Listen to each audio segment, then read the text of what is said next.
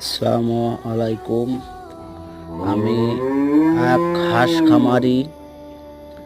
আপনাদের যেই ভিডিওটা দেখানো হচ্ছে, এই হাঁসগুলোর বয়স 1 মাস একটু উপরে হবে। আমি কিন্তু এদেরকে ঘেরার মধ্যে রেখেছি। এরা কিন্তু ঘেরায় রাখা। আমার হাঁসের একটু মানে খাওয়ায় এলোমেলো হয়েছে, কারণ মাঠে তো পুরোই ধান।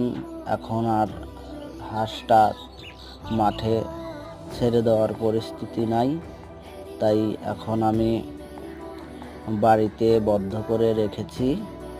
আমার হাঁসের কয়েকটার পেটে সমস্যা হয়েছে, তো যাই হোক, এটা হবেই।